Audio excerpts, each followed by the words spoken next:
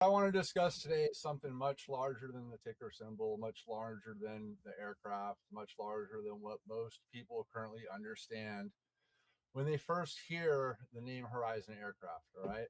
What I want to talk about and walk everybody through is what I believe is a much broader story, one involving aviation history, engineering evolution, strategic positioning, logistics, infrastructure, or what may ultimately become part of a much larger industrial transition taking place globally. Because, in my opinion, if you only look at Horizon Aircraft as just another aerospace company, then you might be missing the bigger picture entirely. To understand where this could potentially go, we first need to understand where it came from. You guys need to know more about the history, right? Last time I talked about potential manufacturing places, expanding, and you're looking at that like, well, we need to start somewhere first, right? Yeah, I get that. So here's where this is where this all begins, right? There's a lot of families that inherit money. There's families that inherit names, and there's rare families that inherit a mission. The Robinson family appears to be one of those families, right? Long before today's aerospace startups and advanced aviation concepts, the roots of this story go back generations. Back to World War II bomber pilot, a man from a generation that viewed aviation not as a business, but as a duty, a courage, and a national service, right? That spirit of discipline, engineering, and persistence appears to have carried forward through the Robinson bloodline. From there came Brian Robinson, Brandon's father, a man widely known among aviation circles as someone who could build, restore, repair, and solve almost anything put in front of him. Not simply a mechanic, but a craftsman, a creator, someone deeply connected to aircraft at a mechanical and emotional level. I've said this before on the Reddit. The guy knows how to turn a wrench, right? Brian Robinson became heavily involved in amphibious aircraft and seaplane restoration. Matan, go ahead and share the X3. um, where was I? Sorry. Beautiful amphibious aircraft. Yeah, so Brian became very heavily involved in the amphibious aircraft and seaplane restoration, including advanced work connected to the Republic CB community, experimental amphibian designs. His work in restorations reached a level of recognition connected to museum grade aviation. Like he was working on these old seaplanes, and then here comes the Smithsonian wanting to do a piece on him about something he's restored. I mean, like, if you understand what level it takes to restore something to museum grade, that is a feat in itself. That's taking something completely apart, piece by piece, fixing every single piece and putting it back together like it's brand new, right? So preserving the broader historical appreciation surrounding the classic seaplanes and flying boats, the aviation world is small, and reputations like this are not handed out lightly. But what stands out most is not simply technical skill, it's the character. People like Brian Robinson are often individuals everyone else leans on. The man who stays late to help, who fixes what others can't, who gives away knowledge freely, who sacrifices personal comfort because the mission matters more. Aviation history is full of people like that, brilliant builders who spend their lives lifting others up rather than promoting themselves. And sometimes when a father spends his entire life building for others, the greatest thing he ultimately builds is his son. And that brings us to Brandon Robinson. What makes Brandon compelling is not merely his ambition, but his direction. There is a visible continuation of this legacy, a transition from raw mechanical craftsmanship into organized aerospace execution. The same aviation DNA is there, but sharpened through modern discipline, structure, military oriented thinking, and long term strategic focus, right? 20 years in the military. Now you see the generational progression here. The wartime aviator, the master builder, and now the next generation aerospace operator. Brandon Robinson appears to have taken the decades of knowledge, sacrifice, and practical aviation wisdom passed down through his father and precious and previous generations and transformed it into something scalable to the future of aerospace. This is not accidental. Families like this often build over decades quietly, without big headlines, without being a celebrity, and without arrogance.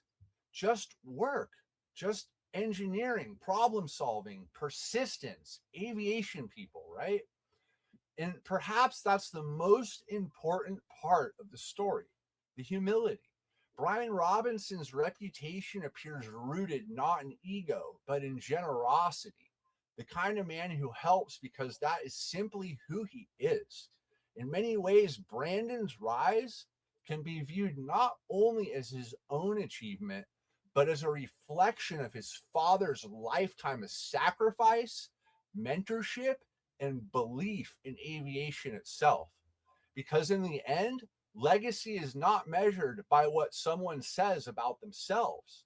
It's measured by what survives through to the next generation, right?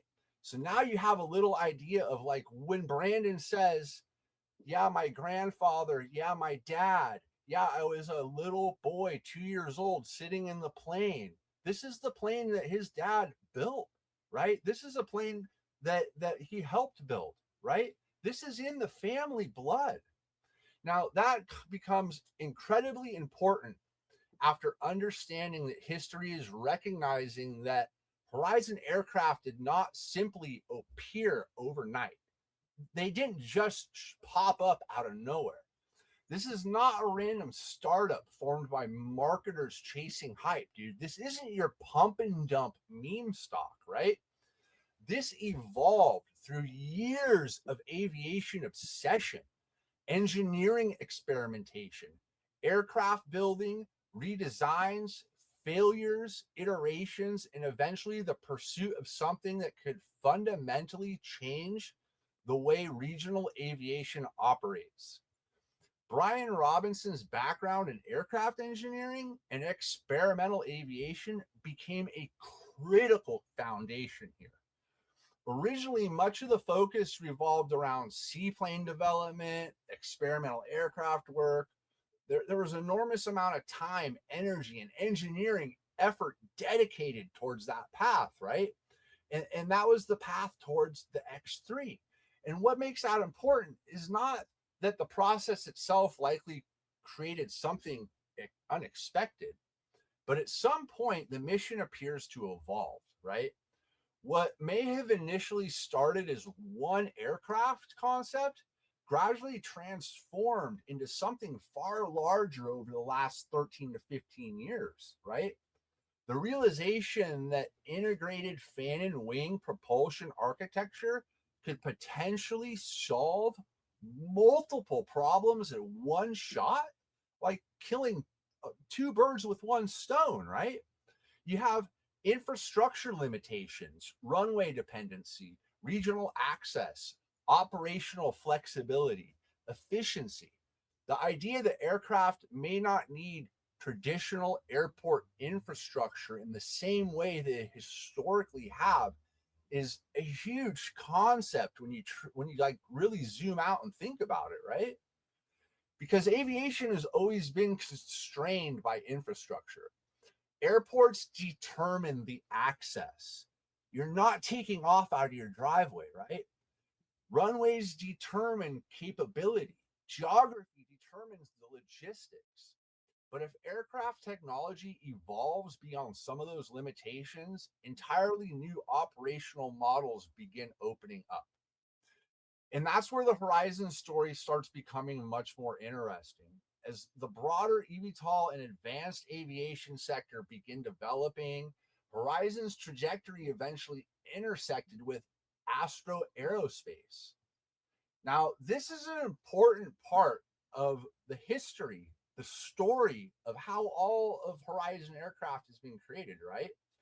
Because it is demonstrates that larger industry forces were already beginning to move around this. Astro Aerospace would later become associated with an acquisition activity around Northrop Grumman, right?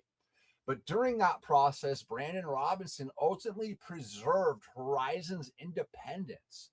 After merging with Astro, Horizon and Brandon took his IP back. Astro went to nothing, right? Go ahead and put up the chart for Astro.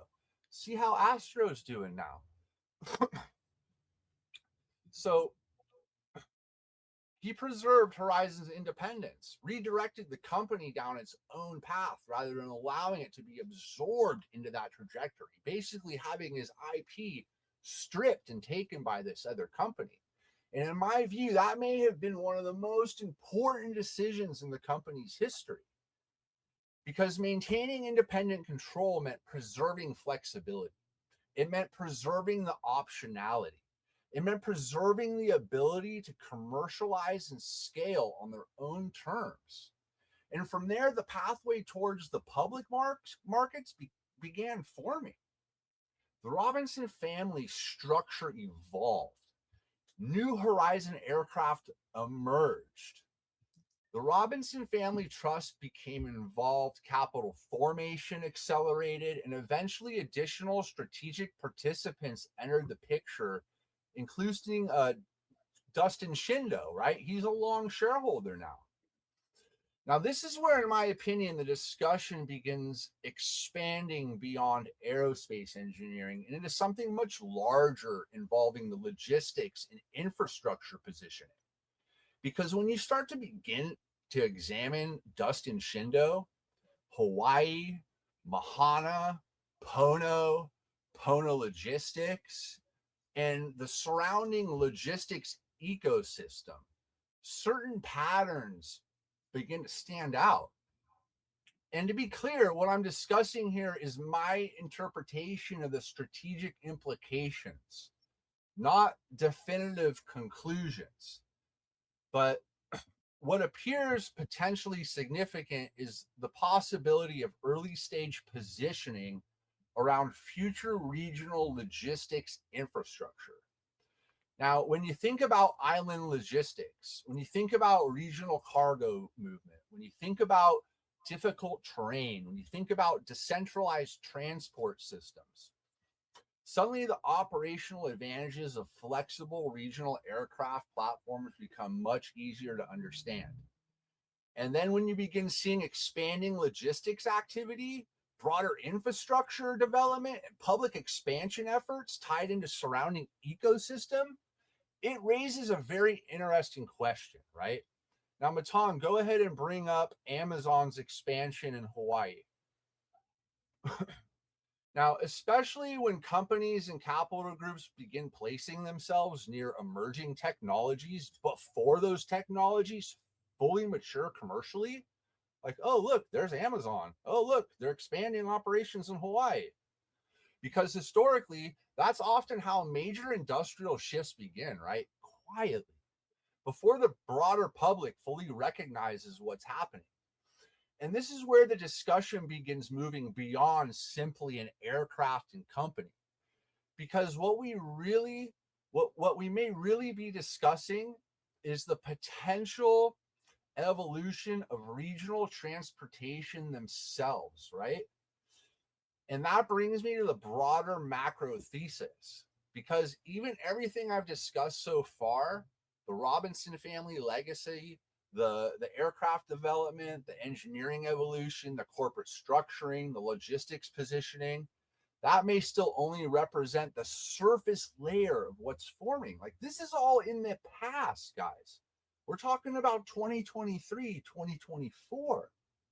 So now you're talking about strategically positioning yourself years ago. Now, of course, I got in right after this. So I've been watching it ever since. And I had the chance to do all this history back then, right? So now this brings me into the chapter 2 of my prior thesis about the industrial expansion, right? And this is something I'm basically titling, in my words, the dawn of the next aviation empire. Now, there's moments in history when the world changes quietly. And then there are moments when entire industries suddenly realize the ground beneath them is collapsing. It's not because somebody made a better version of an old machine, but because somebody built the machine that makes the old system economically impossible to defend.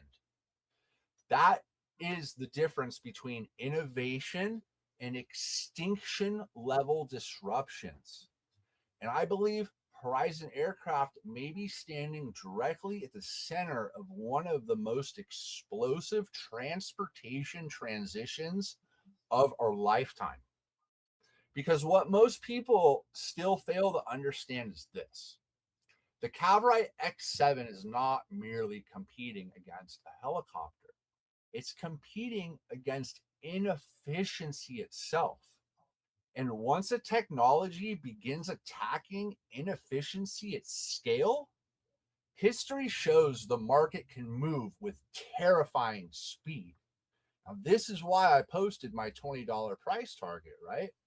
This is not simply another aerospace company. It's not simply another speculative prototype.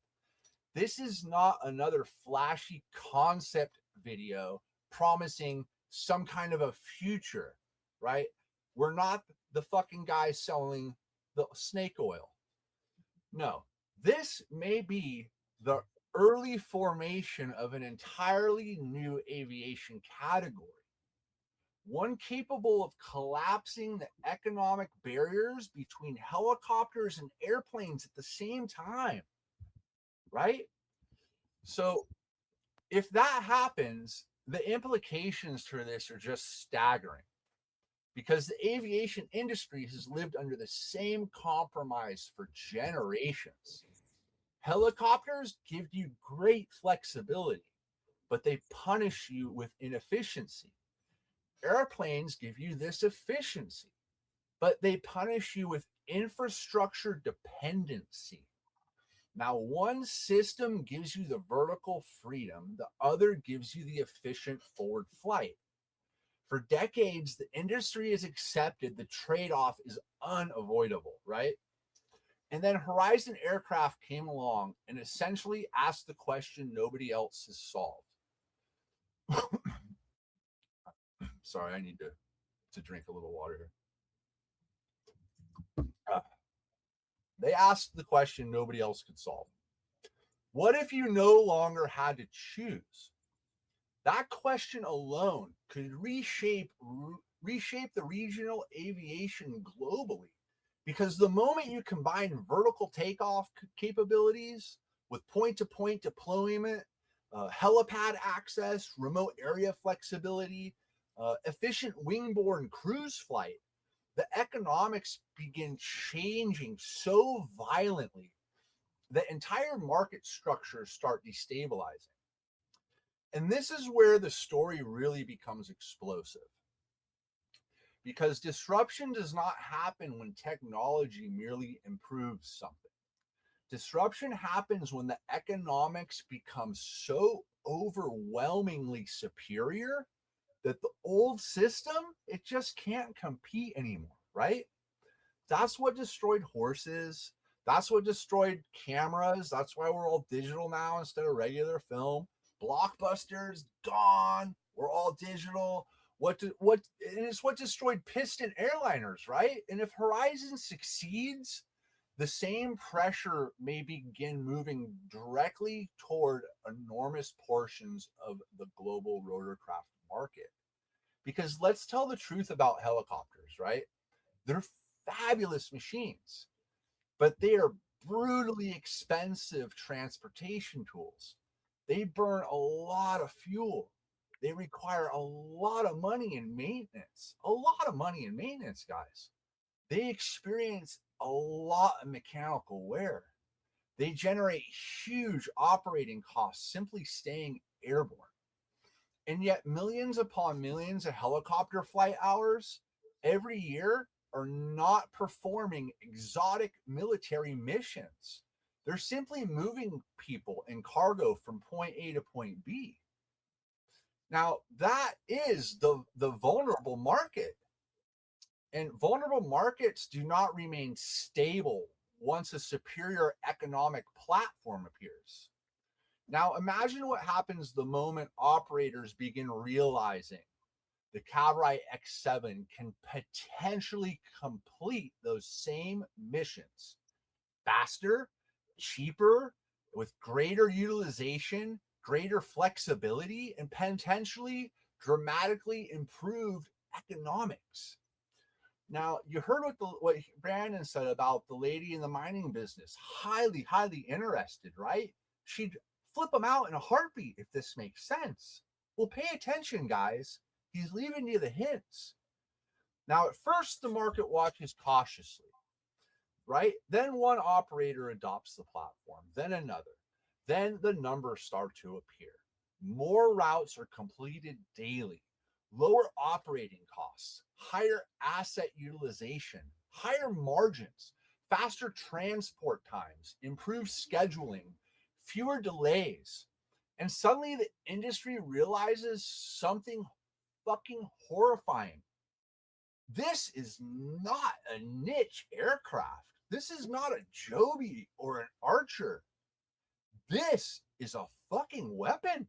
This is a competitive weapon.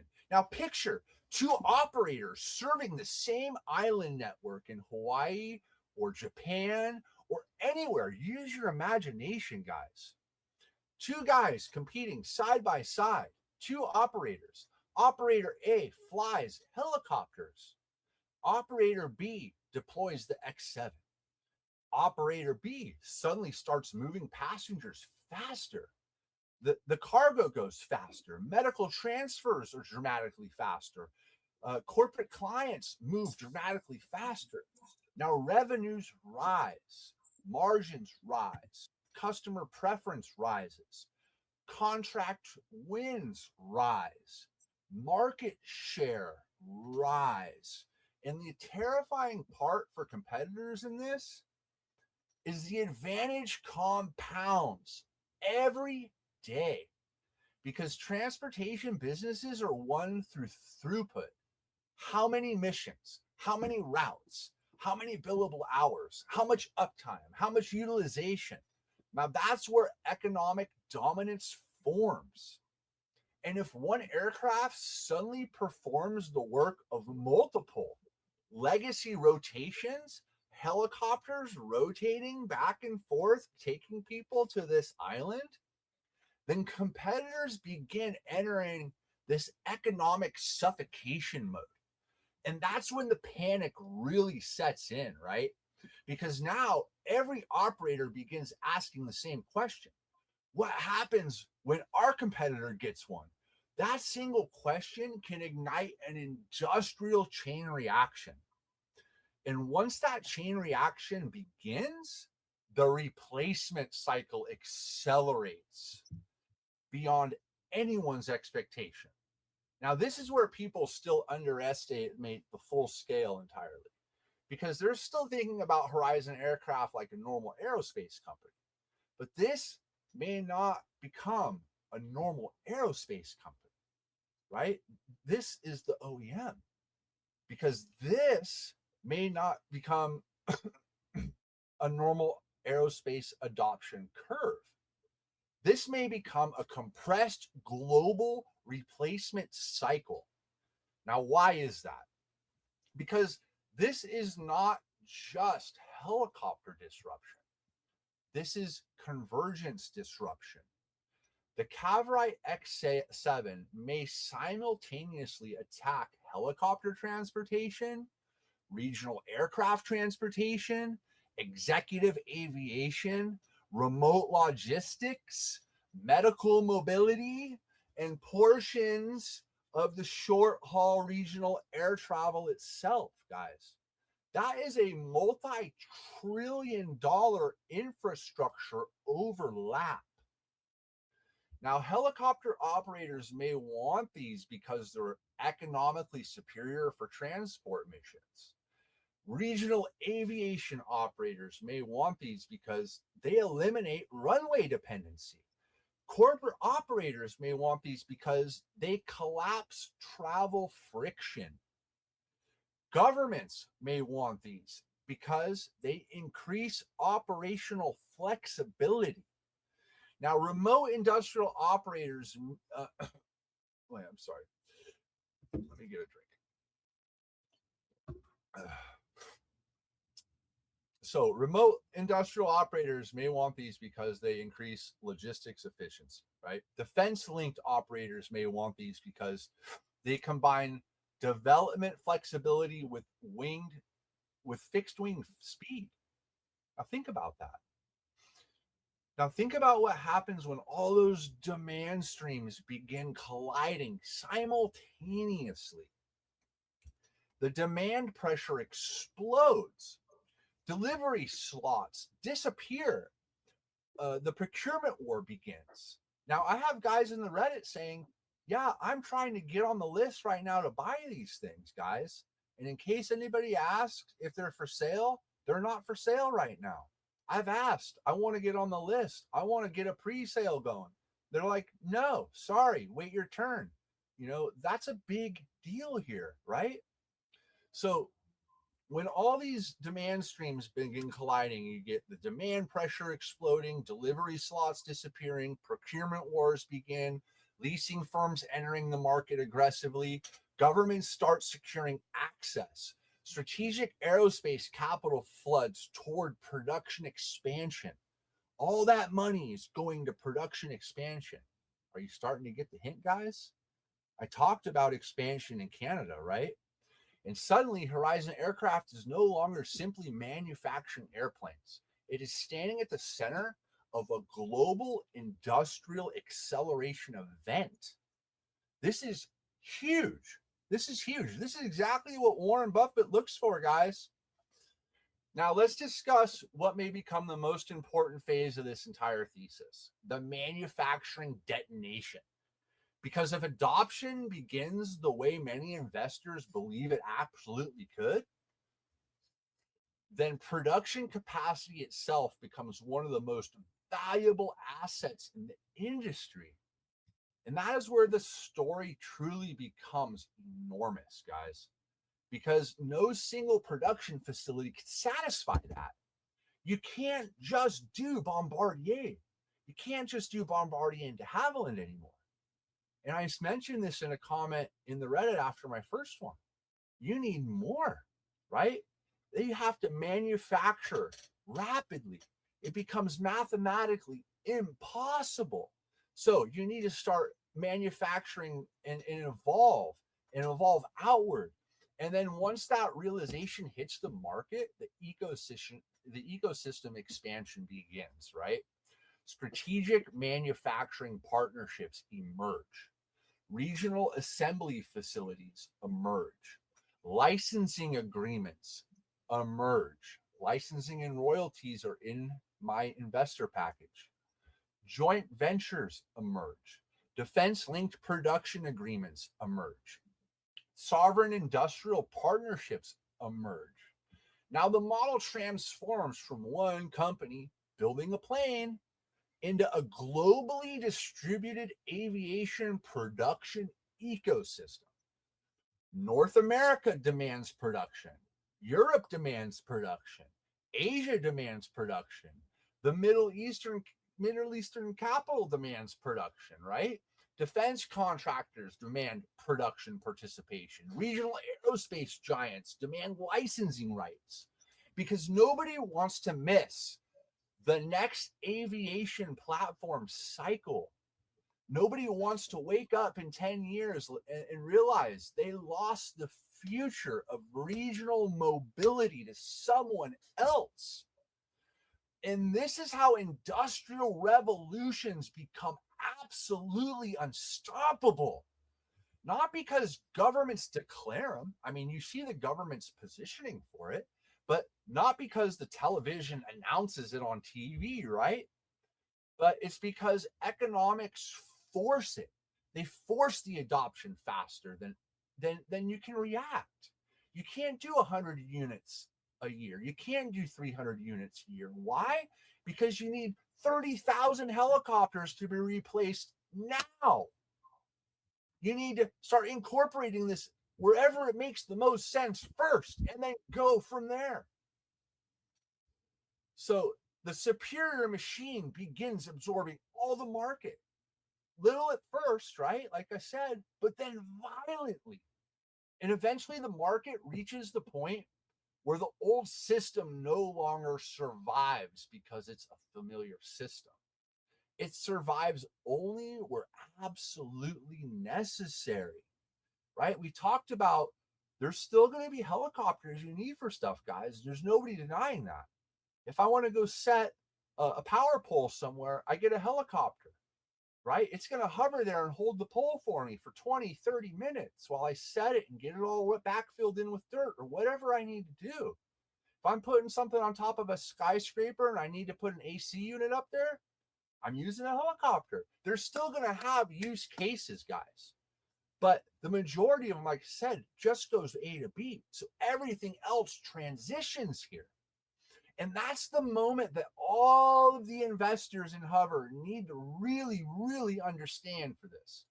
This is the long game thesis, right? Because Wall Street historically misprices these transitions in the very beginning, every single time. At first, the analysts focus on cash burn, factory size, prototype timelines, certification hurdles, quarterly finances. But later, if the adoption begins, the market abruptly realizes it's no longer analyzing a speculative startup.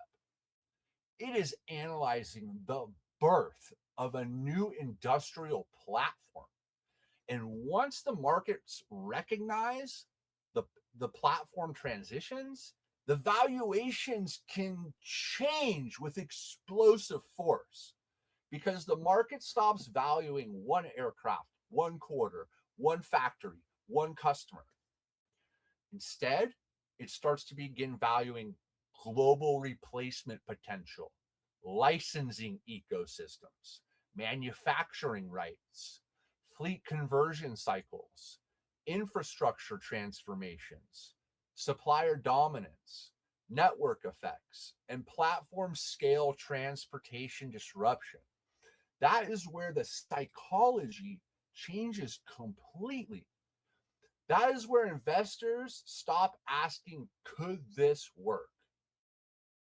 And they start asking, how big is this going to get? And if Horizon successfully executes, that answer may be far larger, far larger than most people today are even capable of comprehending. Because this may not merely be the evolution of aviation. This may be the beginning of aviation's next empire. And ultimately, what I've discussed tonight is still only a small fraction of the broader picture that I believe is developing. Over time, I've accumulated countless pieces of this fucking puzzle, guys. I've been here researching this for 2 years. I had 6 months where I had nothing better to do, right? Engineering, I've accumulated pieces of the engineering developments, strategic relationships, corporate structures, infrastructure positioning, logistics expansion, technology evolution, capital movements. And when viewed individually, right, many of these little pieces all appear disconnected. But when you start assembling all of these pieces together, they begin like forming this remarkably coherent picture, like crystal clear.